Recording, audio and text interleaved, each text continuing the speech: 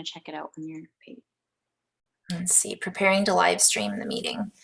And we're recording, so we'll see. And if it goes live, great. If it doesn't, we'll share it. It says we're live. So if we are live, welcome, everybody. If we're not, we'll record this later. Yeah, there is. You know what it might be? We might just need a few minutes for it to catch up. Sometimes Yeah. So now that it's going. It looks like it's going. So I think I can grab the link. How do I mute that though? Oh, because are you getting double feedback? Well, I'm not.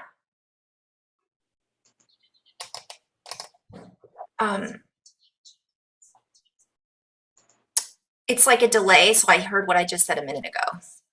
Okay, so you probably just want to shut that off because you don't need to. You don't pause it? No. I think it's gonna catch up on its own. Like, can you mute it? So I just don't know what the guys, we're just trying this. This is an experiment. That's awesome. I mean, it's work. You might want to have it on your screen if you can read comments, if anybody even hops on, you know. But can I just close it out? No. Yeah, I don't think you need it. I'm gonna post it on my Facebook. I hit pause on the play. So maybe it's still what is it happening on the channel? Hi, babe. On the channel, it is still going. But still going. Okay, I think we might have figured it out. I think so. Except now my husband just let my dog in and okay. So let's just start. So you were talking about the gene key. So welcome everybody. We're experimenting here with this first YouTube live for me. We tried Facebook Live, but I couldn't figure that out. So welcome, and we're just gonna play and kind of see what happens. I really don't know if I'll be able to answer comments or anything this time around, so I'm gonna just pretend that we're not live right now so that we can experiment, and then maybe I'll answer comments later. Oh look, I can see chats. You can? Yeah, I can see you both on YouTube chatting. Okay, thank you. Cool. Okay, so so you were talking about the gene keys. Apologies if my dog barks. I don't know how to mute this. Yeah. Go ahead. The sun, let me see here, is in our life's work sphere is in the 37th key. And I don't have the book with me right now, so I'm just gonna have to reference off my memory. And Top. This key is really, well, all the keys are very significant, but this one in particular talks about the new Keep going. I'm just going to close my door. The new social structure, which is based on, I guess you could call it Christ consciousness embodied in humanity. And when you say that, it almost sounds, when you say Christ consciousness embodied in humanity, it almost could sound like out of touch or unattainable, but this is something that's more intimate. It's closer than close. It is attainable. It is what you would call almost like just like a good person, like someone who has who's like moral to the bone, who has this moral code that they would not break. They've made a vow to goodness itself, and that it's not tainted in any way. It's like, yeah, it's just this code. And it reminds me also of like monkhood and like the Tibetan way of being, which is like there's the Tibetan monks whose religion is love. They are like upholding this code of honor and integrity, and they exemplify that in every move that they make, and everything really methodical and purposeful. Yeah, everything has a place and a meaning, and you're not going to do something that isn't really necessary, that's going to draw your attention away, that's going to draw Mm. your focus away, your life force, your creation force. Everything is carved out really, really lovingly. As you're And saying that, I'm thinking of the rainbow body, the Tibetan rainbow light body, and the Christed. And it's so funny because you're talking about that because I think our theme is kind of today is going to be talking about what is pulling us in all these different directions, not what is, but who and what, where are we creating from, right? Are we creating with intention and purpose? Or are we creating with the attention being drawn from something else and that's someone else's purpose? Or is it our own creative energy and juices? And it's funny because earlier we'd been talking about these writings. It's so funny. You just brought up, was it pine cone? Did you say pine cone? Or something about Tibetan? I don't know why I heard that, but well, you say pine cone, but it's relevant, right? Because of the pine cone hats of yeah, the symbologies that you see in the Buddhic right. practice. So that's Yeah. relevant. And of course, this Christed is that Christmas tree, and it's the pine cones on the. So it's interesting because I had written this a year ago. One of them I wrote a year ago, and one I wrote 2 years ago. And you and I have been talking a lot about this, about a lot of the things from 2 years ago are now becoming relevant now. And essentially, what I wrote was talking about this pine cones, the golden means, um, click into place of misaligned contracts, undisclosed contracts, contacts opening instead to the expanse, old expense removed, renegotiated, the tides have turned. So I guess I should read the whole thing because it's could be taken out of context. But what I'm seeing is this reference to the pine cones, visions. I'm seeing a reference of cleaning out the chimneys, which that's been a topic of ours, right? The chimney, going up the chimney. Again, the Christed frequencies, all of these word plays to kind of give us that idea of what's being activated within us right now, even though all of these things are going on all around us, to pull us out of alignment. And it's not to destabilize is what I wrote, to destabilize, because we've talked about this before, us being the grids, us being, right, we're holding that space. So where are we creating from? What is our purpose? What is our intention? And everything that's going on, it's not to take away from it, because there are people, there's things that are happening in the world that are legitimately happening. But then we're being invited to say, what can we bring to the table in order to stay, not it to be stable, to stabilize and not get pulled into these fraction, right? And compromise. Decimal points. Because if we're upholding a grid structure, then a malleable grid structure, and we get pulled into a vacuum of something that we don't want to necessarily get pulled into. I see us imploding, but not in a good way. Like I see that almost like that toy diagram with all the geometries that you can, like an accordion again. So it's Oh, like yeah. accordion. So, you know, and I can see all the grid points of all of us all around the world, and it's like a whole bunch of people get like punched in.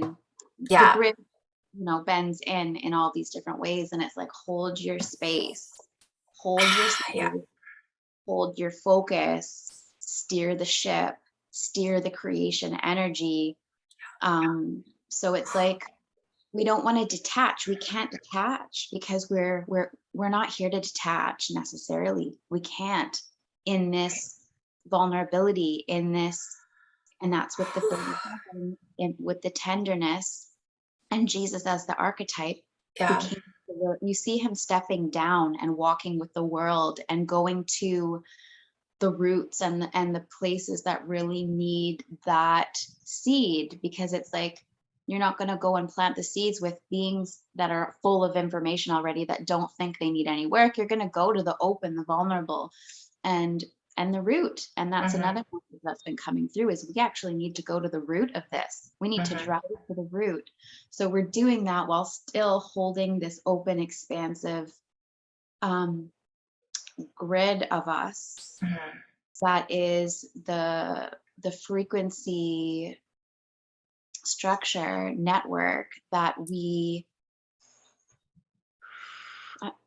pull from. And like, what are we pulling from? We're pulling the mission, we're pulling home frequency, we're pulling what we want to be in the world. Like it's a stability that's all over the world, accessible to any of us to plug into.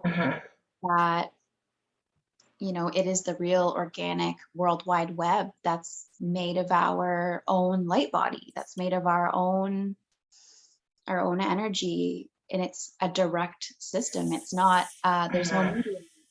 We're the medium. Yeah. Well, we're the bridge too, right? And also I want to just kind of take a step back, and, you know, we're talking about these different archetypes and different, perhaps what could be seen as a religion, but we're not talking about religion at all. This has nothing to do with that. It can for some people, but for what we're talking about, for this purpose, it just has to do with vibration and frequency. And what you're talking about with that network, I have two things on that. So have you seen the mother, and ironically, I wrote that down on this page that I just wrote, the one I read this morning, Jitterbug. So I've been hearing Jitterbug, you know, from Wham. Dude. Anyways, so I wrote that down, and then I looked it up, and it's Dan Winter, right? Dan Winter has the Mother Star. And if you're talking about the accordion, and he shows that all the platonic solids kind of fold up in this Mother Star, and he uses it as a tool. And I've shared the screen, but I don't want to mess everything up. But you open it up, right? And you've got everything inside of it, all of the platonic solids, all of the ether and the water and the air and the fire. And they all have these connecting nodes and nodules and points on that grid. And so as what we've been talking about is we are holding those different points and those different nodules. And each, as I say that, I'm hearing nodules, like the jewels, like JEWELS, but also jewels as in power, right? As in frequency. So we are the nodes that are creating this space. And so the less we plug in to this old system that is no longer holding our attention span, which is why it's so desperate to draw us back in. Not to say that we can't still send it love and light, and we still can't pray for our brothers and sisters who are going through strife right now. It's recognizing within us, how are we, like you said earlier, holding our space while all of this is going on around us. I've got goosebumps everywhere. The second thing that came up was the Jitterbug, the Mother Star. So I encourage everybody to look that up on fractalfield.com. I think Dan Winter, I always talk about him because he's amazing and his teachings are amazing. But also, it's gone. I'll come back to it in just a minute. Oh, the pine cone. So I was writing about this, when we're awakening to our, I don't really even like to use that word sometimes, but awareness, when we're aware of what's going on, right? And we hold that space of awareness, we're being invited to step away from this interacting with things that are no longer part of our expansion, part of our growth. And I know that kind of might take us into a completely different bubble. But I'd like to get back to what you were saying about that creative, you were talking about intention and purpose was the word that I used. I'll go back to that in a second. There's something that you said just now that reminded me of something that I wrote, a post that I wrote about the controlled fate. And the controlled fate is the system that we're exiting, and we're in and so the field and the network and the grid that we're creating, that we're part of, is a free for all creation field. It is what you would call Is a what field? a free for all creation field. Yeah. Free from the baggage, because it's free and clear, you know, it's a more honest, integral platform for people to create from. It's not convoluted. It doesn't have all of the baggage. For example, oh my gosh, there's so many places that I'm being invited to, but I'm like, I can see there's booby traps there because of to go into the drama of the other field. Say a word, I'll bring a concept up, and you can see where the attachments are with our words.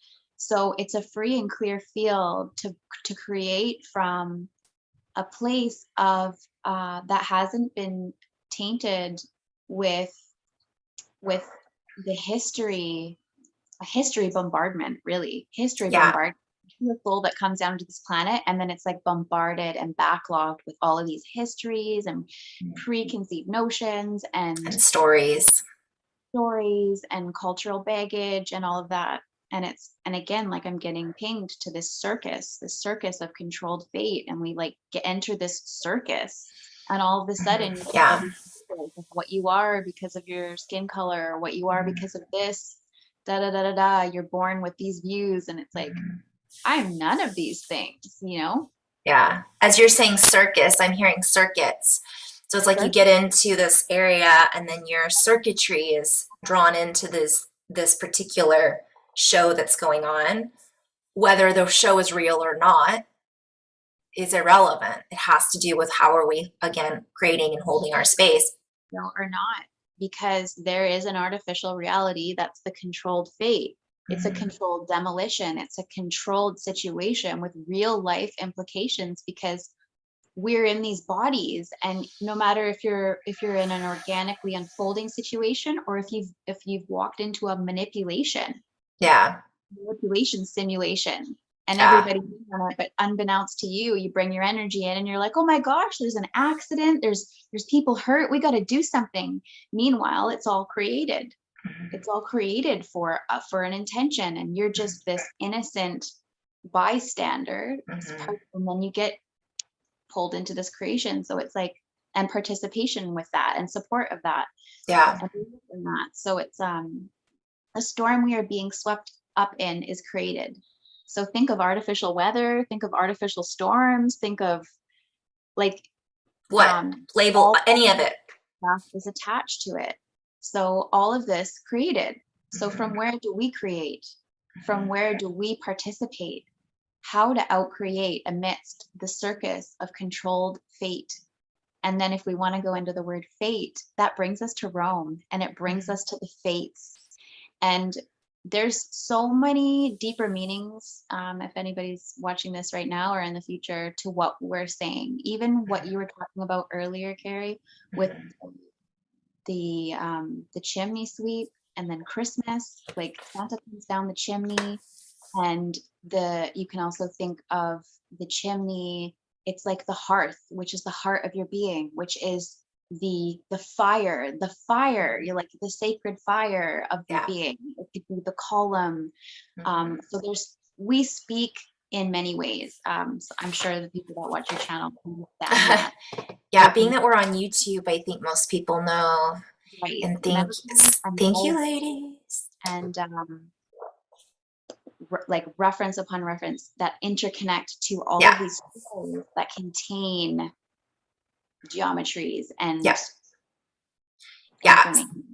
was something. It's interesting too, because as you're talking, what I wanted to kind of expand on that a little bit too, but you had said existential, and to me I was hearing exist and stand tall.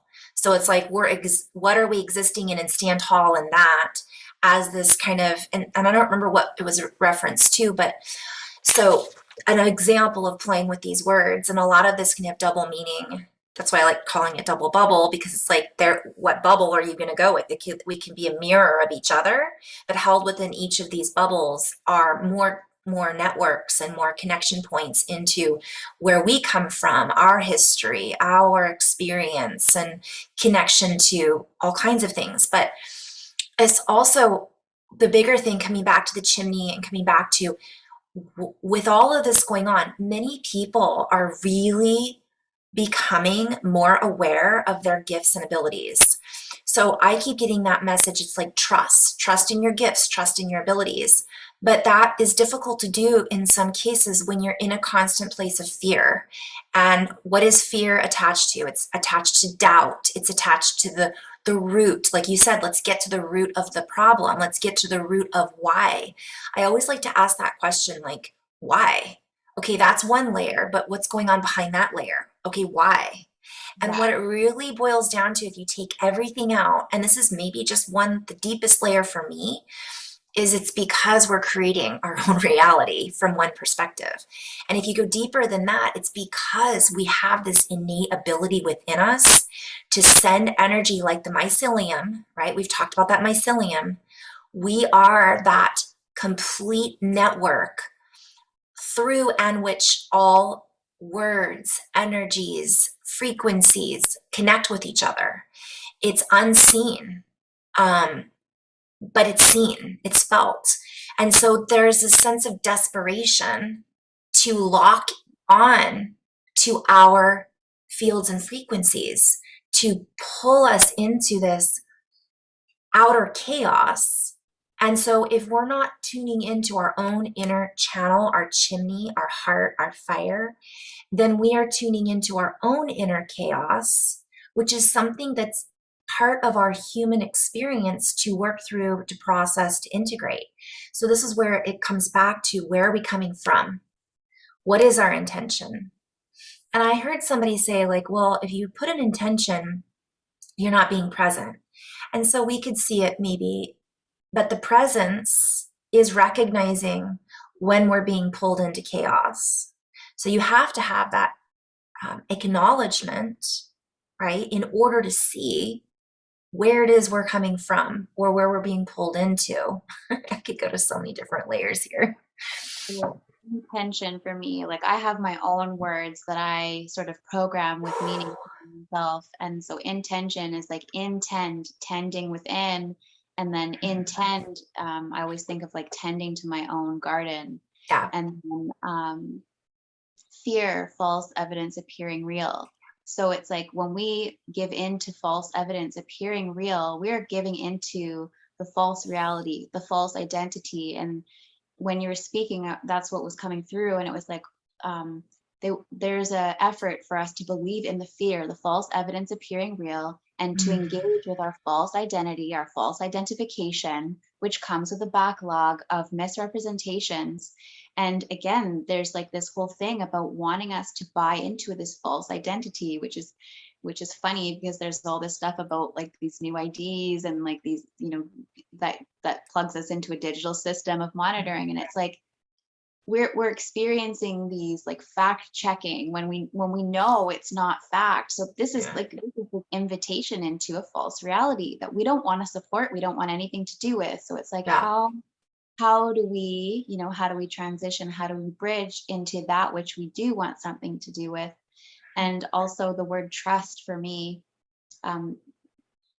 is true us. So what do you trust? It's like the true us, the true self. And that's the chimney again. And that's back into the know thyself, the node thyself. Right. So you are the node yourself.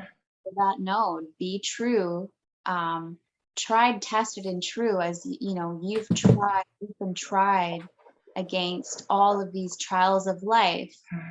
And it's like the judgment that you are, it's like there's a judge, but it's not what we think it is.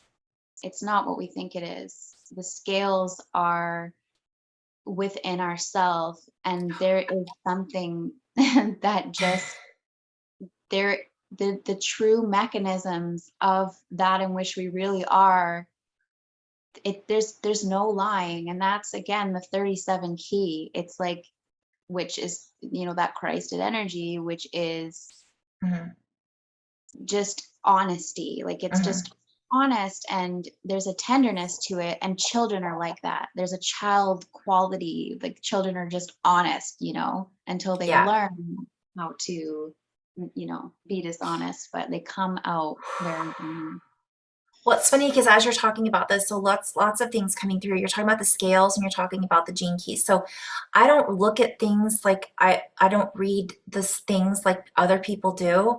So like when you're saying the gene keys 37, I see that as 3 sevens, and I see that as 21, which is a 3. So it's coming back into that 777, and I'm seeing the father, the son, the mother, or the mother, child, father, the 3. And I'm also seeing the 7 being, and there's more chakras than 7, but I see that as the chimney. So I see that as the 7 chakra system going up the ladder and moving up to the pine cone. And you're talking about the scales. And if I flip that to the side, I see that as a musical scale. wow. And then I'm seeing the measuring. It's funny. Think about bringing new meaning to scales, and the musical scale, and liberty, being in tune, your own balance. tune, liberating your own song, liberating your own sound. Yeah. The sound. Okay. So that's what I've been hearing. Yeah. Oh my gosh. Well, heart, hear, hearth, ear, listen, inner ears, right? What are we tuning into? Yeah. How are we tuning into? What are we feeling? Are we tuning into those feelings? And are we recognizing that everybody's tuning in their own way? So what they hear may be completely different than what we hear. Just like your example of the gene key 37. What you were saying was not, I was hearing something completely more than that. And some people will say, well, that's not what it means to me at all. And it's, again, coming back into that space and being okay with that other person feeling that way. And that's a huge experience that many people are being invited to on the moving stages. As I'll use my Canadian experience for example. We have a prime minister who talks about unacceptable views. And, Carrie and I like to use multiple views. We like to view multidimensionally. We like to go 360, but not from 1 degree. We like to go 360 degrees up the entire chimney, up the entire spire. And we understand that from each of those 360 degrees, there is another connection to another, like there's branches of the tree, and we like to shoot up the entire tree, the canopy, the roots. We like to bring our awareness into many spaces and places, and that's our fractality and our infinite capacity, and that's the mycelial network itself. So when I hear unacceptable views, I hear, you don't want me to work at my full capacity. You don't want me to expand into my greatest self and to work at my full potential. And this leads it back to what you were saying about identity. So who is the one that's deciding what is acceptable and unacceptable? Who is that that's then projecting that onto my field? And in essence, even though we are sharing this field, we are not, and we're sharing different views, that other person does not see from the same angle, view, or perspective based on my own experiences, right? I hold a certain capacity because, and this goes back to basic stuff.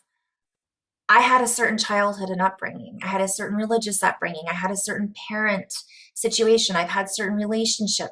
So that has helped me to understand and see things from many different perspectives, that if I present that to someone else, they have no idea what my upbringing is or where I'm coming from and why.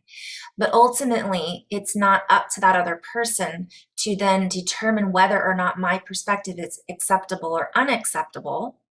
I love that word that you just used, but we have the choice and the capacity to say that's unacceptable, because we have the human freedom of speech from one perspective. But from another perspective, who is that person that is choosing to freely project their view, and where is that view coming from? Well, that view would be coming from their own angle and their own perspective that is based on their own life experiences. And that is something that we're all being invited to take a look at and really ask ourselves, where is this identity coming from? And who am I identifying with? And does that identification enhance or expand the experience of the other person I'm projecting on, or my own experience and projections? Or does that perhaps put a limit on how expansive, like you said, the canopy can be? So I've got goosebumps. I'm getting a strong reference again to like the family and parenting and raising our roots, and then our roots also being our children. So raising our roots, Yeah. and also like the government, the governing bodies, and how in some ways it like almost feels like we're children again, and we're being parented, and like we're getting punished for something somebody else did. We're being accused by our parents, and it reminds me of the old parenting model. Yeah. But like just on steroids on this global stage with like greater implications. Like the timeouts are a lot worse, and like so it reminds me of this parenting structure, which again, life's work key gene key 37 is the new family dynamics. It is all about the new family. So if that's our life's work as a collective, like that's highlighted right now, I go down into what the biggest challenge for humanity is. And from where I made this chart, we're in a lot of the line 4, which is kindness and community and friendship. It is like this very friendly, community-oriented line. So line 4. Oh my gosh, that just takes me into so many different layers, but go ahead. You have a lot of line 4. Oh, haha, 4. Yeah, we'll have to look at you later. Okay. So yeah, in evolution, what I have on my chart here is 40.4. So from exhaustion to resolve to divine will, and this is our challenge right now. And in the 40, it's all about when you do something that doesn't align with your heart, you get exhausted. Yeah. And so that's why it's the shadow of exhaustion. You're following someone else's will. And this is an energy, this is a key that actually needs to retreat a lot from being around people, because it needs access to its own inner oasis, its own self. And that is what replenishes itself. And that is moving up from exhaustion into divine will. So you're connecting to your node, you're noting thyself, you're knowing thyself, you're replenishing. This is the fountain of youth. This is the eternal well. This is that which, this is, your cup runneth over. You're in the field, you're in the vortex, you're in your own vortex, causing that circuitry within your own self to bridge and harmonize with all of the levels and layers that you exist upon and within in this framework, in this reality structure. So as you're, oh my gosh, this, poof. Let me just rein it back in. I just went into so many different, I'm just seeing so many symbols. So one of the things I like to share that we talk about a lot. So when we go back and forth and we're having this conversation, for anybody that's watching right now or watching in the future, essentially what happens is we plug into these nodes and these words, and I see pictures that go through my mind's eye when you're speaking, and I see and feel or hear. Again, we can see things from many different perspectives, and I can hear questions. Like I can hear somebody saying, well, what about this? Or what about that? Or that's true, or that's not true, or I don't agree with that, or I do agree with that. And that's the whole point, is these many different perspectives. And earlier you'd said the 360 going up the spiral, and I was seeing a chimney made out of bricks. And each of those bricks holds with it a certain chemical, foundation that all have to be put together. And the brick on this side of the chimney is holding the chimney, but the brick on the other side is completely separate, yet at the same time, it's all connected. I don't know. I'm just seeing so much. And then when you're talking about this, okay, let me rein it in. Whew. Well, that makes me think of the building blocks of life. Yeah. And we can go into the microscopic level, and we're like, from where do we begin? Where does the building start? Because if you go small enough, it just looks like space. Yeah. So you're like, where's my foundation? but it's fractal. It's like keep going and going and going. And you've been talking about going within, and I keep writing about the bear. The bear, I don't know if I posted it yesterday, but I recorded a video yesterday. And I was talking about how the bear is coming up again. And I think we might have mentioned this, I think when bears hibernate, their kidneys actually shut down or something. And don't quote me on that, but I'm pretty sure there's something specific. And we've been talking a lot about flushing things out and the kidneys and the kidney meridian and the urinary tract. And that's something I kind of wanted to touch on briefly. But the bear goes into a cave to hibernate.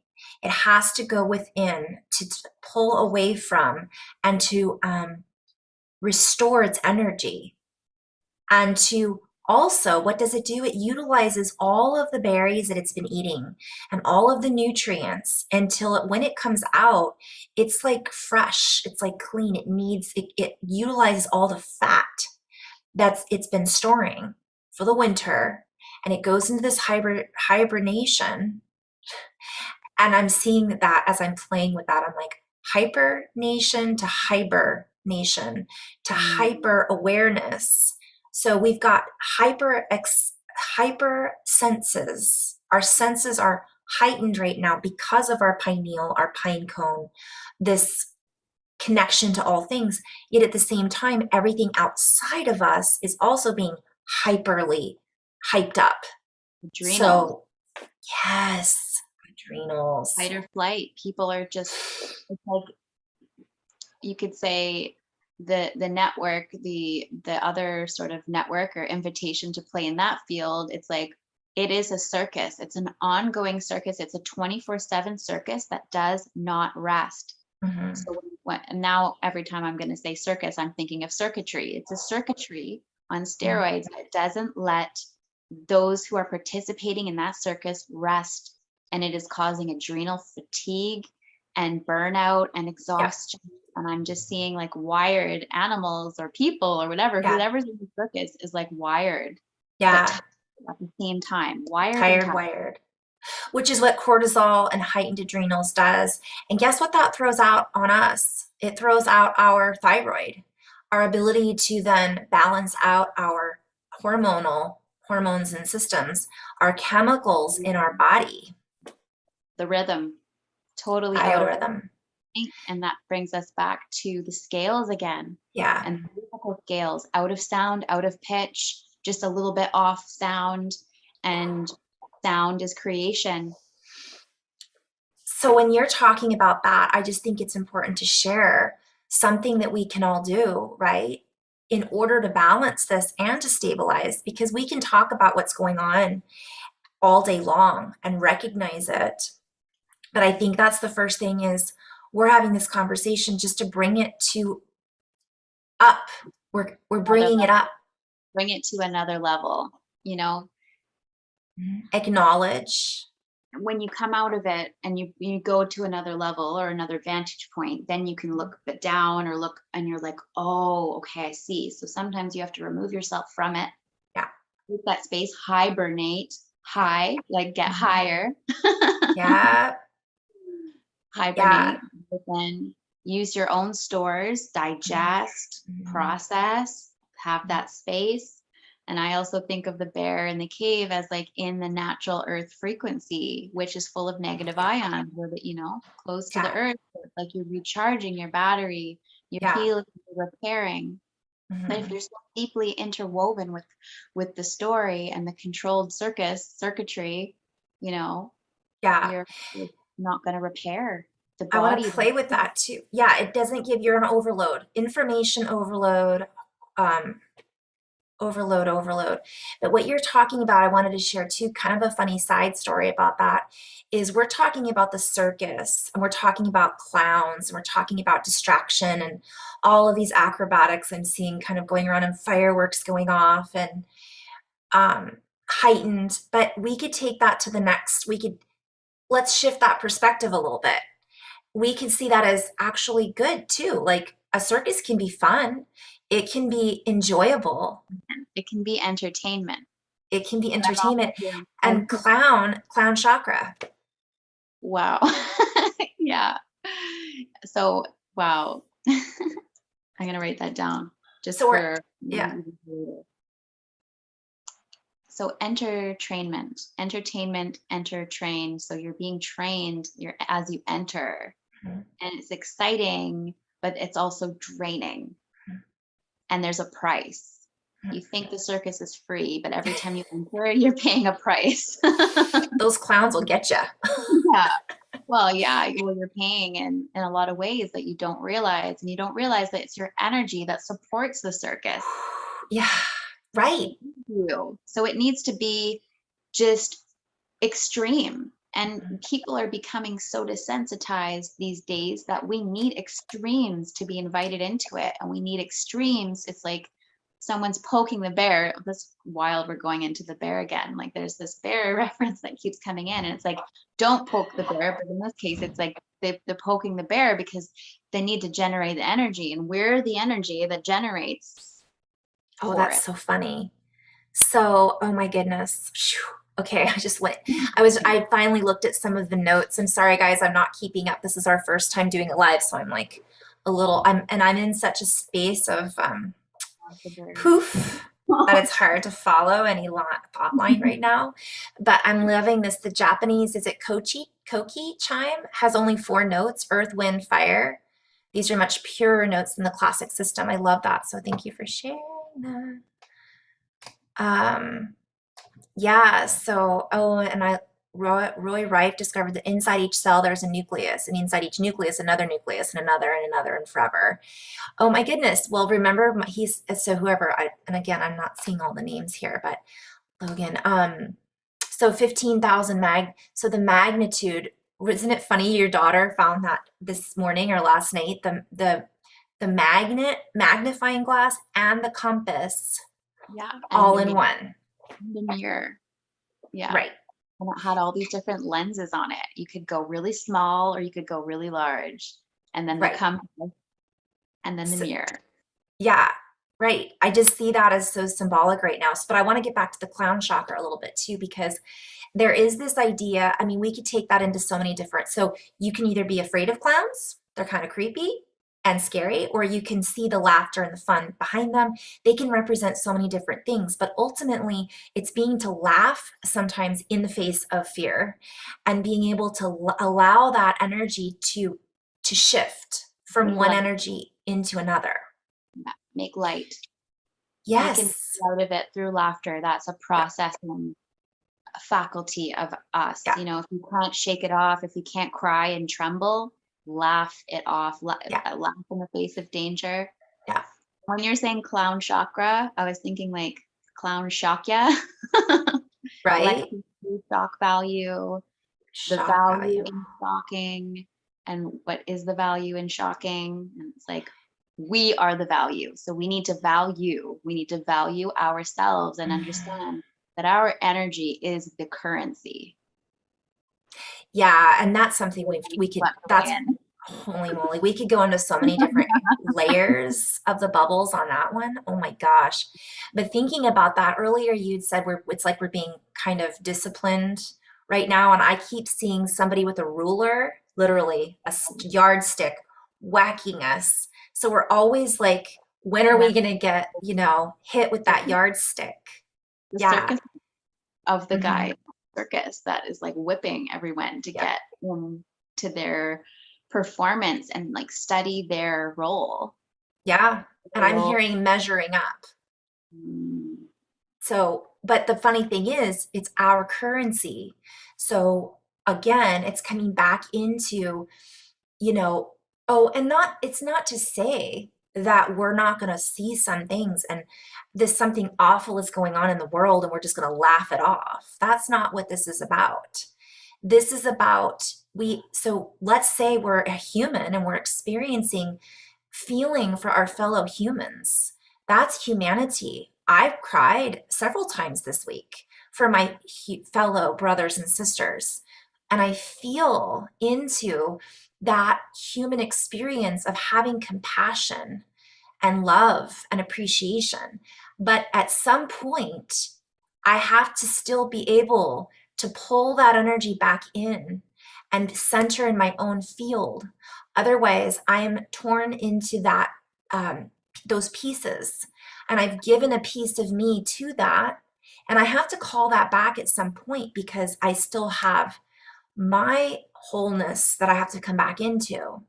And so many of us are feeling so scattered into all of these stories, the circus, that it's difficult for us to find our own laughter. And this is connected to the higher heart and the throat. And the inner child. And as you're saying that, I was hearing maintain your integrity. And it's not just in your, like, it's integrity. It's like what you're made of. So if you're giving away and you're falling apart, you're sort of decomposing in a way. So it's like compose yourself. And then and then it's also, you know, a reference to composing, like, what are you writing? So composition, and then that brings us back into, you know, the composting, the recycling, and again, know thyself. So yes, we love hard and deep and wide, and we can really empathize with suffering. We suffer and we feel deeply the suffering of others. But we have to understand that we self-maintenance, and we're no help to anyone if we are not maintaining ourself, our cell, our cellular structures, and like all of our components. And mycelium. yes, exactly. And we're really being challenged right now in so many different ways to maintain our structure without losing ourselves. We're really being called back in, and we can still hold space, and we're not detaching. That's the thing. Like, there's a huge message is like, no, there's no detaching sort of this time around. This way is very, very closer than close. You're still intimate. You're still in it. You're still with everyone during this experience. But I'm seeing scaffolding, like the grid that the other grid that's not artificial, that's not the contamination, that's not the controlled fate, is the scaffolding that is like a system outside of the system. Like, it's just like, so it's like moving over to this other thing. So you're still being present for this experience that's happening simultaneously in tandem. It's the dichotomy, it's the polarity, it's the dualism. But this is something that can experience that dualism while simultaneously being unified within itself. Yeah. We're graduating. We are graduating over, and we're moving over, even though this vacuum is like witnessing this and wanting to pull and suck and pull it all back in. We're still moving. We're still graduating. Like, I went through, and I won't go into it, but like, there were these 6 months, we really hard. We experienced a lot of what the collective was about to go through, and holy moly. And I didn't, like, when I was in the midst of it, I was like, I don't know if I'm getting out of this. I think I just got sucked into this spiral and sayonara. But no. We pulled through and have a greater appreciation and ability and capacity to hold space for an insatiable level of suffering, and like, it's just well, we're doing micro to macro. You need to have a baby first, in a sense. You don't have to, but to really be a good midwife, it's good to go through that birth so that you know what it feels like, all of the grit and all of that, so that you can really guide someone through. So, you know, there was some stuff that we went through the last 6 months. I say we, because I know that you were one that stayed with me through all of it. So I know if you weren't going through it, you were at least vicariously experiencing through the turmoil and the exchange, right? We do that. We all do that for each other. You know, we have our core. It's important. That's why it's important to find you guys, and I know others, your core group and your core friendships, because Kandice, you and I would not have met had it have not been for me putting myself on YouTube, putting myself out there. Although we could say maybe it would have happened at some point organically as well, but that was part of the reason why I had to trust. And my guides were like, you need to do this. And I was like, okay, I'm gonna do this. And if you guys have watched my channel from the beginning to the end, I mean, it's shifted a lot.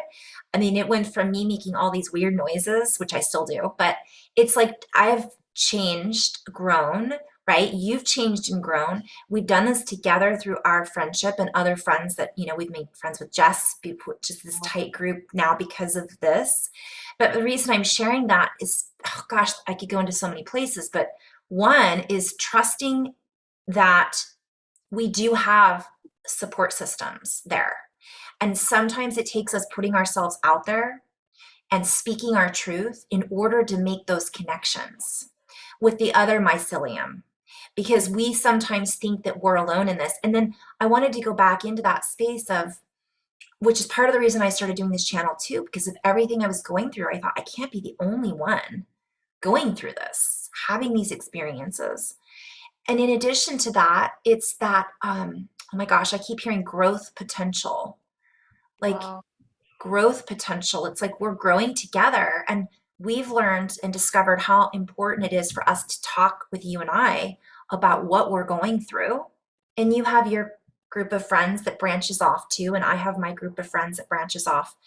So it's not just between us, but like you said, it's like we're living vicariously sometimes. It's like sympathy pains. Yeah. Yeah. If you hang around a pregnant person long enough, you can start to get food cravings. You can start to have these symptoms that they're having. And as a really sensitive person, like if I'm around anybody who's consuming alcohol or smoking weed, I will start to feel either drunk or Mhm. okay. Because there's more than meets the eye, and Yeah. our fields feel. And I think that that's something that,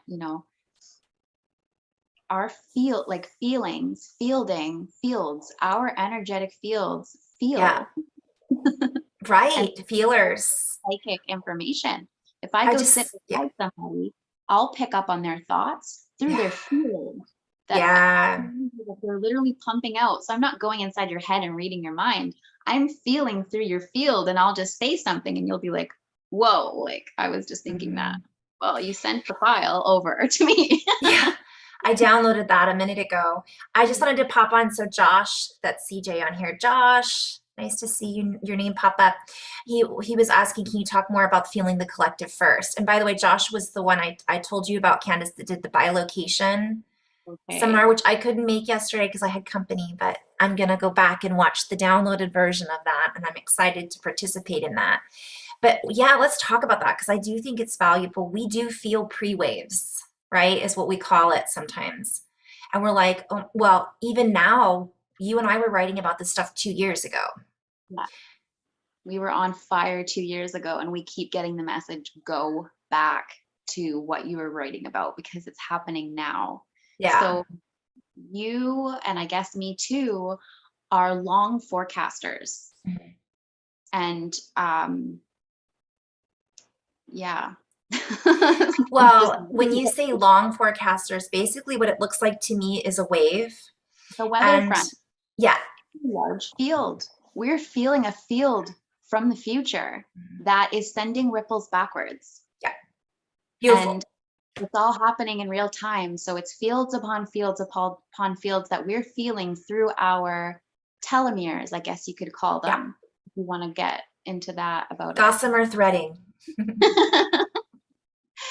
So it's almost like feeling a reality's shadow that's casting a shadow back.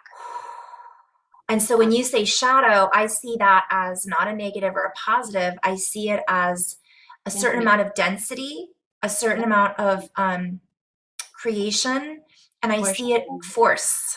What?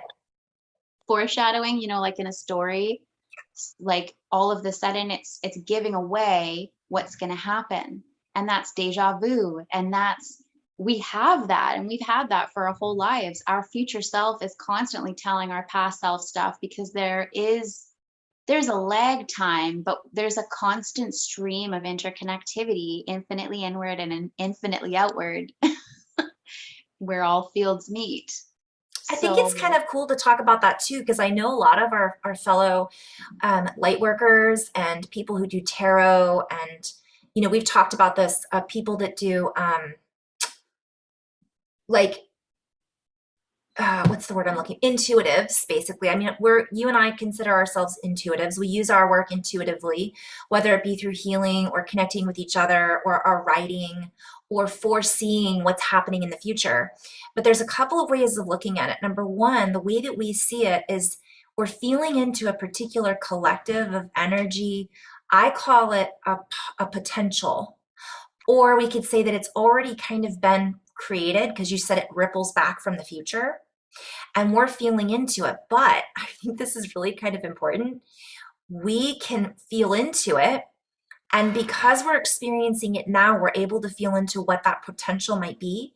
We can make the shifts now in order to change that potential. That's right. That's right. Yeah. Yeah. Woo! I didn't do that, but when I was describing that, that is what came through in my head. I didn't really know how to say it, so thank you. Yeah. And then I'm also, there's a word that Martin McNichol made up, and I can't remember what it is, but it's like spontaneous and simultaneous, all at like, it's like, yeah. And that's kind of what we're experiencing, is these simultaneous, spontaneous relays of information waves that we pick up on, and then we unpack, and then we experience ahead of time. And I'm also getting a signal of like animals who can sense a storm coming. So there's a real natural primal nature to, or implication, application to these sensations. So yeah, when we're looking at the long wave, I think I posted something recently and we talked about the nodes on a wave. So we're feeling into these connection points.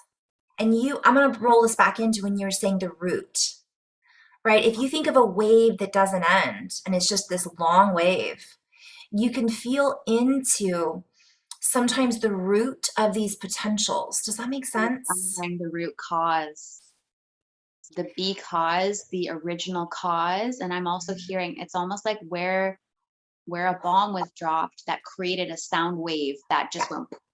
So it's like, where was that cause? Where did that, it's almost like, where did that fracture happen? Or where did that fragment happen? Where did that direct impact happen? Where was the impact? So it's like, we're trying to find where the, where something was compromised. And then again, compromised, composed. Where was it composed? Where was it created? Where was the cause? Where's the root cause from that event? Yeah.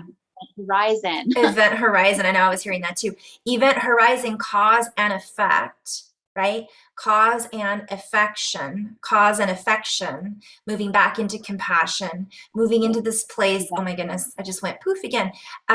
So cause and effect, the special effects. We're seeing the special effects from the show, but we got to get to, and I'm hearing causal root advantages. So lots of plays on words here. So if we can find that root, then we get the advantage of seeing forward into that projection, you know, and that gives us the ability to facilitate all of our faculties and hold our special capabilities and advancements now that are available to us in the future. But there's so much. Looked up vector equilibrium and isotropic vector matrix, and it looks like that accordion gridwork geometry. I don't think I could show it to you, but it's, well, I could share screen, but then I might mess everything up, so I'll have to figure that out next time. The vector equilibrium is the most primary geometric energy array in the cosmos. According to Bucky Fuller, the vector equilibrium is more appropriately referred to as a system than as a structure, due to it having square faces that are inherently unstable and therefore non-structural, given its primary role in the vector-based forms of the cosmos, though we include it in this section. So that's something else. So I just want to back up for a moment that you and I do. So Candice and I will play with these words. Okay, so I have two things, and we could go on and on, oh my goodness. But the first thing I wanted to just kind of share are some practical things. So utilizing all of our sources so that we're not going into tunnel vision about how things are.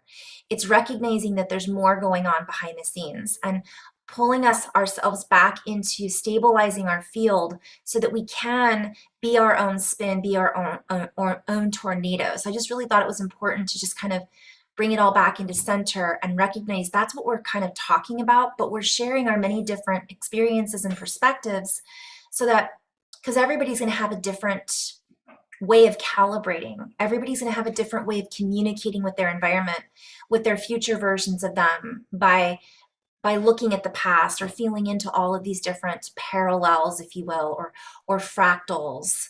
But we could go into so many, but it all always comes back to the heart, right? Yep. And the vector I see is the V. So it's connected in that center and it's expanding out into that cup, the cup that runneth over. Right? And so I had written a thing called Building Trust, TRUSS, if you guys feel called to look that up. And we'll share this link. And on it, it had a bridge system, trust. Remember, I wrote that like a while ago. I keep getting that in my head over and over again. And I'm like, what is a trust? I almost Googled it because I'm like, what is a trust? Why do I keep getting it? So I just wanted to share on that note, what's so funny about that is this is what one of the things we're talking about. This is a form of communication through what we see each other's words. We see each other's, sometimes we know, not just from doing this, but like even last night, like you messaged me, do you want to do this? And we like knew. At the same time. Yeah, I knew you were messaging me. I could almost feel you typing. And I was like, so I popped in. I was like, whoa, that's so. And the funny thing is we never get used to it. Like we know how to use it now. We're sort of like but we always trip out. We're always laughing and we're always like, whoa, it's like always a surprise, even though it's like. You guys, this is normal for us. In fact, if it's not happening, we know something is going on. Like we're maybe processing or diving back into doing some of that inner work. But I wanted to show the picture of the vector. I've got my ring light on, so that'll probably, let's see if I can put it off to the side. See that? Oh my goodness. Okay, this is what you pulled up. So you see the two toroidal fields? Whoa. And the diamonds on the side and the X in the center that looks like a butterfly. The diamond in the center, then you've got an X, and then you have that disc in the center. So this is on cosmic-energy.org. I don't know anything that they wrote about on here. I just pulled up the picture because I thought it's vector equilibrium, blueprint by which nature forms. Yeah. So this is the natural organic grid work of reality. And right. Manifest as the quantum and space-time fields that are observable and measurable. Ooh, and I love the fact that if you read this, it says the energy lines are of equal length and strength. Ooh. They represent the energy of attraction and repulsion, like you can feel with a magnet. And this brings us back to what we were saying at the very beginning. It's like, are you going to get pulled into this vector? Or are you going to be that which branches out from your own center of gravity, if we want to call us that? Are we going to get pulled into the gravitational pull of this other system that's going down? Yet it's okay, by the way, to get pulled into that from a human perspective if we're assisting in our own growth and expansion and processing and integrating whatever that holds for us. That's something important to kind of like not running away from it. Again, back to what you were saying of being in that, what is the Christ, but be of this world, in this world, but not of it, or whatever. My point is one foot in one door and one foot out the other, but in centeredness. Yeah. Sorry, I totally screwed up that quote, guys. Oh, that's okay. The unified field exists as pure potential. The unified field is an interesting field that we play in. Yes. And it reminds me of unity and diversity is something I say all the time. And that's nature. Like that's the cosmos. It's unity, but it's diverse. Yeah. Now, okay, as soon as you say diverse, right, that just takes it into a whole other spin, because essentially we're looking at diversion. Yeah. We're looking at double bubble, which verse are we going to sing of the song? Verses, versions, visions. We're in quantum potential. Again, the unified field exists as pure potential. It's not just two, by the way. I say die, D-I, but when I say that, I see it as dice. And within that dice, if you roll the dice, you're going to get all kinds of different numbers and equations that are all nodes that map into these certain frequencies and patterns. And each of us holds a certain geometry, value, spin, but they're all equal from one perspective, from the one perspective. Yeah, and I'm seeing that even with rolling the dice, there are some people that can tap into their quantum potential that can actually impact the roll of the dice. So you can do it sort of randomly, or you can do it by setting your intention, setting your wish or your, creation capacity potential that you're programming. Right. We can sort of start to do that. And then even as I said, random, it's like, is it really random? Yeah, when so many influences from all the fields, it's mathematical. It goes into mathematics, but it's a different type of mathematic that well, earlier you said controlled fate at the very beginning. So I didn't mean to interrupt, but I just wanted to bring it back into your controlled fate. And when you're talking about the mathematics, from one perspective, you could set that intention and move forward into that space. But from another perspective, right, we're looking at all angles, all perspectives. You don't have to set an intention necessarily. It can be helpful to do that, because then you guide yourself into that space of intended energy flow. Where attention goes, energy flows. However, if you are in that space of compassion and neutrality from one perspective, even though you might be feeling this or feeling that, which one could argue is not neutral, but when we're in that space of being that observer, observing the reality around us in that V in the vector, oh my goodness, I could go into so many different spaces with that. But what happens is then we create from that toroidal spin, which has that ripple effect no matter what. I mean, we're affecting everything no matter what anyways, but that is the intention, the creation. I would say that is as well setting an intention. Yeah. Intent, the circus tent. I almost see it like setting a table, setting and then also with the controlled fate, it is also a setup. It is a setup. It is a set up of intentions. It's a program. It's a pattern. It's a equation. It's mathematical. Wow. It's a place setting. It's also gambling. It's gambling when the game is rigged. You understand you're counting the cards. You own the casino. You have cameras everywhere. You've rigged the game so well that you can pretty much read everybody in the casino, and so it's like, and count the cards. Yeah. Ooh, okay. So if you go into that, you're talking about, I was hearing place setting, right? So it's actually creating a place in space, and it sets us up for the next, and I'm going to pull this off to the side again, right? There's that, well, I had it, that plate. It looks like a plate. It's a spin in the center. It's a disc. So that disc is where it's a place setting. If we look at that as our grid system. Oh my goodness. And I'm sorry, I just went into now places on the earth, and I'm going into setting up where on the earth we're having this ripple effect, and setting up the plate, the spin of the plate, that brings it all back into the earth. Wow. And then now we've just gone into a whole different realm. Well, I'm getting a biblical reference. You prepare a table before me in the presence of my enemies. You anoint my head with oil. my cup overflows. The oil, the So genie it's in the lamp.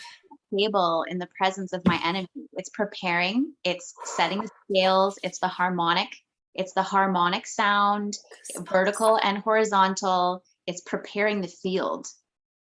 And that gives me another reference to the Bible. Though I walk through the shadows of the valley of death, it's like you're walking. This is so wild. Like when I get these biblical references, I get physics. Yeah, me too. And so, it's written in story and parable, but it has applications in physics, and it brings me back to Dan Winter. Yeah, I know, always. It always comes back to Dan Winter, guys. Bible Let's makes face me it. think of Dan Winter. Dan Winter. Well, if you think about it, the oil, okay, you're preparing the oil, and that is the nectar. That is the pineal, the pituitary. That is the, In your organic body, yeah, say that again. the fluid. It's the natural fluid that Yeah, you produce. And now we go into DMT, and we can talk about actual chemical visions that your body can create when your system is primed for that. Oh my goodness, it's like, is there a word for this? Like, so, well, you're talking about this. So Dan Winter, he talks about and yes, the chalice. So what happens is it's the grail. It's the signature frequency of the heart, and it looks like a cup. The vector, it comes into a cup and it has a spin that literally creates a cup. That's what it looks like physically. and it's so wild because they were searching for this grail and everything, not understanding that all of this is our own organic technology that was written. The fountain of youth, like all of this stuff, is literally our capacity to unlock within our own self. Right. Well, within our own chalice, our own grail, within that we're reading. So when I think of a grail, I think of braille, I think of signature, I think of like the blonde, I think of the innocence of the child, the being, love is blind, right? I think of it as this, you're just in that space of the heart. Oh, we could go into so many different places there. I also was looking at, talking about the vector again, back to that. It's the geometry of absolute balance. Like a wave rising from the surface of a tranquil sea, a material form is born, unfolds from the plenum, fullness of energy, ironically referred to by physicists as the vacuum. Wow. The Holy Grail, a copper chalice that in medieval legend was associated with unusual powers, especially the regeneration of life. So self-regenerating. Okay, we could go into some. So it's funny because we're just going to dip a little bit. I know we're probably going to be running out of time soon, but we could go on for days. We do. Tripped into this Yeah. fractal field of like infinite interconnectivity that connects through all time space in all directions and all layers and dimensions. In this vacuum, which is ironic because I think I did a video one time, and it led me to that statement that the universe abhors a vacuum, this whole thing in physics. And the ironic part about that is that's what we're doing essentially, is pulling things in and sending things back out in that toroidal spin. But I wanted to talk briefly, and I know there was something earlier I wanted to touch on. I'll go back and watch this, and we'll have to spin off on some of the things that we just like opened up the can of worms. We didn't dive in. But the technology, I mean, I really am passionate about the fact that we are our own technology. My guidance team, my system, my higher self, my future version of me, my ancestors, whatever we want to label it as, communication with source is always like, you are your own technology. And technician. Yes. And it's about us maintaining the our the engineer. Yeah. So what are we engineering? What are we creating? Yeah. And now I'm hearing reverse engineering. Ooh. So we're reverse engineering that which had been reverse engineered. we're reversing the reversal, which was what we were getting in 2019. Yes. And back to, because we were kind of touching on how we tune into that future version. It's like we were getting all this information about all these things that were going to be happening. And we were feeling into that and processing it so that when these things actually happened, we were then able to hold space from one perspective for those that didn't know that this was going to happen or weren't able to feel into it. And we were able to kind of look back and say, it's going to be okay, or it's going to look like a total circus, but here's what we've kind of done to maintain our balance. And it hasn't always been easy, and it won't always be easy. There's always going to be something presenting itself as a gift for us to unwrap, to look at, to perceive, to experience, to digest. And it's so important that we recognize that unfoldment that's happening for all of us. And you were talking, I just went into another tangent. Oh, technology. So representatives of our technology. And not, there is an artificial system that many people are passionate about, and that's their choice is to plug into these pieces of technology that help our expansion from one perspective. Healing things and even Dan Winter has Therify, it's an outside source that we can utilize to help us expand, but not ever losing sight of the sight that is within, that then allows us to tune back to what we were talking about earlier, to tune into what it is that we are here to do, to participate in, to share, to create. With that technology, with any technology or tool, we tune it to help tune us. So with the technology, it can be tuned to a lower vibration that is degrading to the human biology, or it can be tuned to a vibration that is in harmony. So it's like, who's tuning it? And what is their intention when they're creating it? Right. And this comes back to our purposeful intent.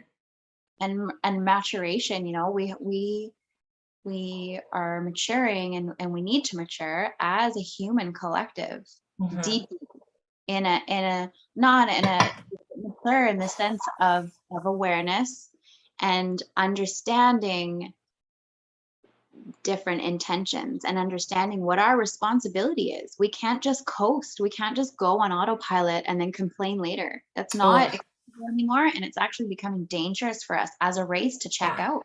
We have to check in constantly now. Yeah. And from one other perspective, that's perfectly fine.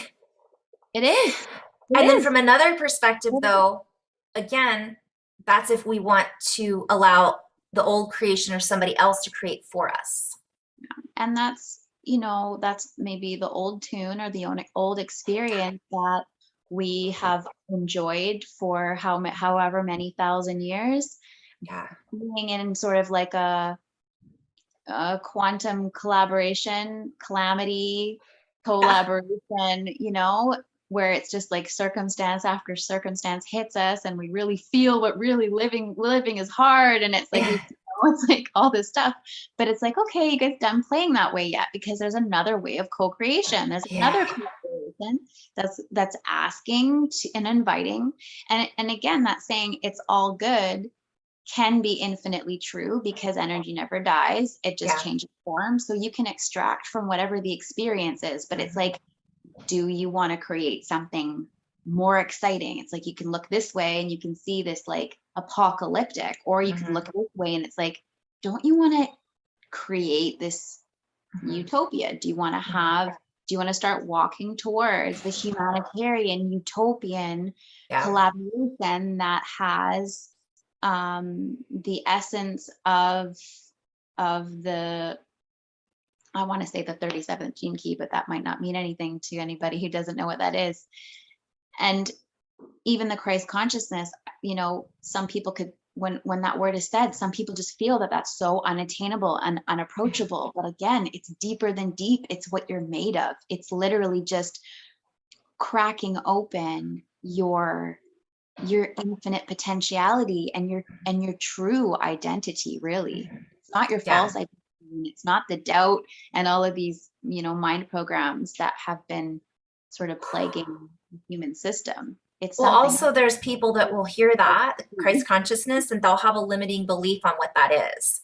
So again, we're being invited, like, this is what that is, this is what that is. And again, the way that we play is, okay, Yeah.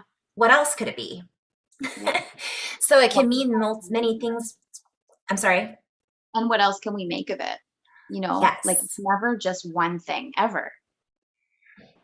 We know No. that we can always find new angles and new ways to, like, open up the windows and let the light in, let the air in and breeze it out. There's always a way.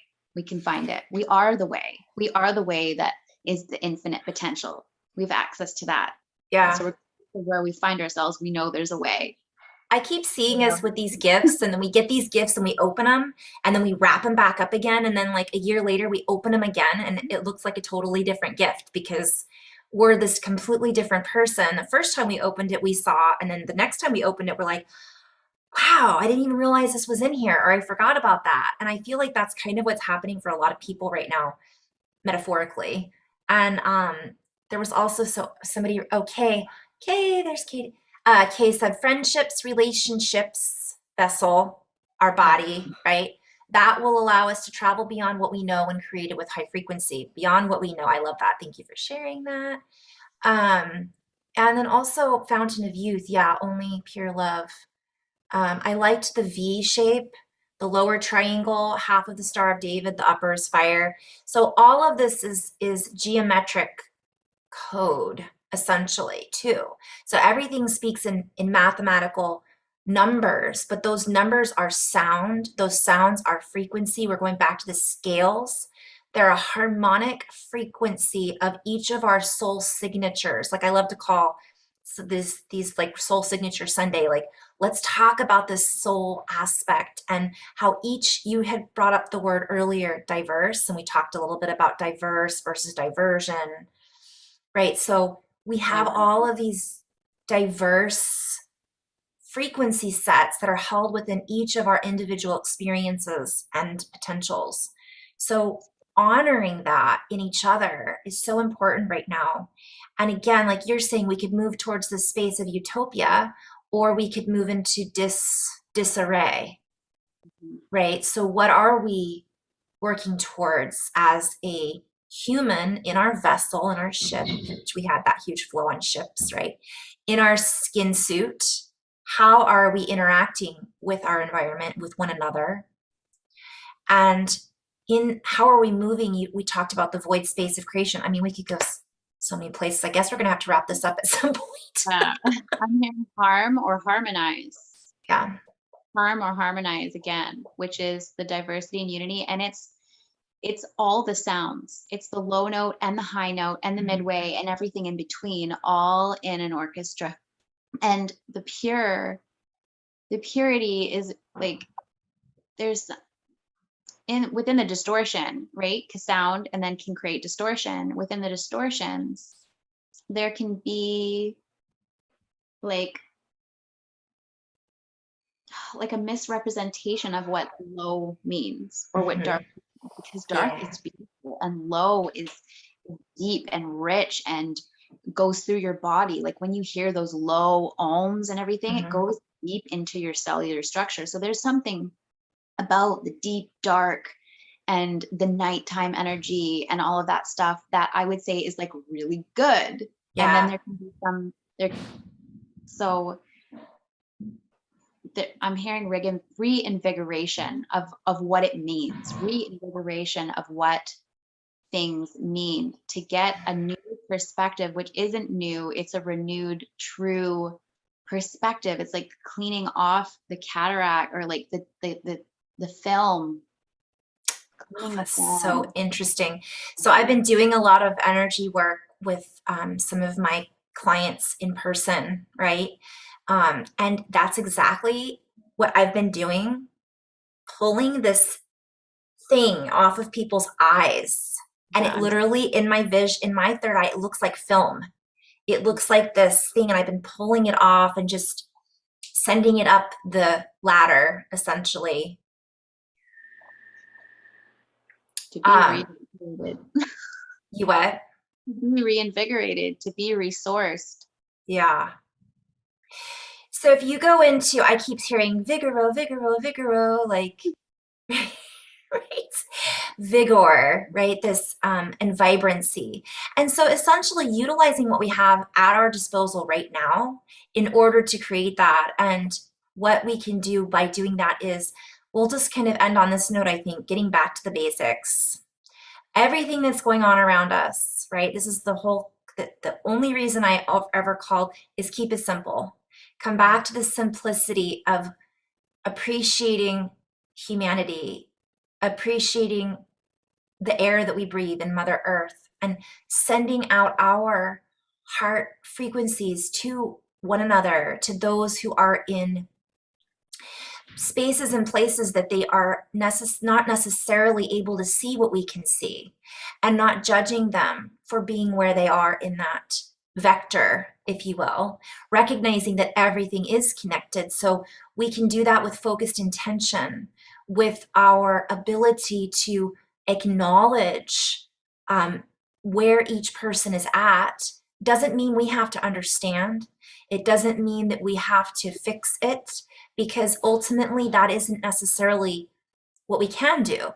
But what we can do as an individual is be in that space where we hold our own value, our own currency, and we send out that currency, and that stimulates the collective space that we are all existing through, within, and as from one perspective.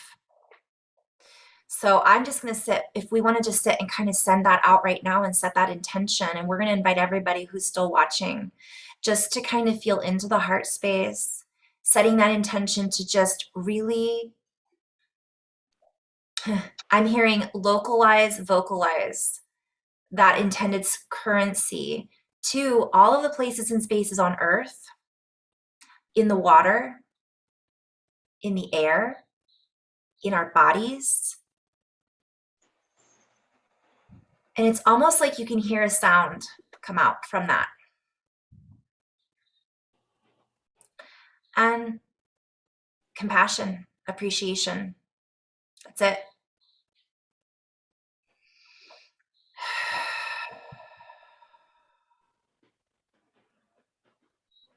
And I invite everybody just to do this throughout the day, before you go to bed at night. Doesn't take a lot. Doesn't have to be some complicated visualization and I must, sage and do this. Although that could be fun too. Ritual is important, but it just takes 5 minutes. So, did you have anything else you wanted to add? While you were speaking, I heard we are the bodies of water, because I was like sending love to the bodies of water, but it's like you are the bodies of water. Like we're 70% or more water and we're walking around. So I'm sending love to the water, and I was told, well, you guys are all the bodies of water. So send love to the water in all the bodies, all your, all the human components, and just, I'm feeling arms, like I'm just holding all these hands and arms and like linking up with humanity and just sending so much love and being like, we really are in this together, and we have the capacity to just hold so much love and to come together in ways that will blow our minds. Yeah. And open our hearts, like just our the capacity in that. So just activating that, calling that on, as you said, as often as possible. Just imagine yourself giving the world a hug and linking up in arms. Yeah, I love the fact that you just said up in arms. Armed. We're disarming and we are locking in arm. We're armed in that way, in that sense. Yeah, I love that. And as we're holding this space in our bodies, in our body of water, also recognizing our bones are crystal, right? We're conductors, we're conducting through this electricity that's in our body to all that we are currently running through, right? Our currents. And this takes a certain amount of, well, we'll go into that maybe in another video, but yeah, I'm just going to end on that note. And we'll share some links maybe in the description once I post this. I'll try to go back and share some of the links that we talked about, and we're going to try to do this more often. Yeah. So maybe next time I'll send out a little like a note. I don't know how to do that. I'll have to figure out how to send it out ahead of time and let everybody know that we're doing it. But thank you so much, everybody who was sharing in this energy in this space together and participating in this with us. And whenever you're watching this in the future, it's still, we're connecting through the now moment. So every time we go into our heart space and send out that energy, it doesn't matter where or when, just doing it. It's taking action. And that is a form of taking action, right? So actively participating in our own growth and expression, and being the clowns, being our own clown. Our own entertainment. Yeah, exactly. And if that's something we're afraid of, recognizing that. Also acknowledging it, maybe be the acrobat. But anyways, I'm gonna just hit end and hit stop the recording. So I'm gonna hit stop there, hit stop on there, and then I'm not sure how to end the live unless I just end. Oh wait,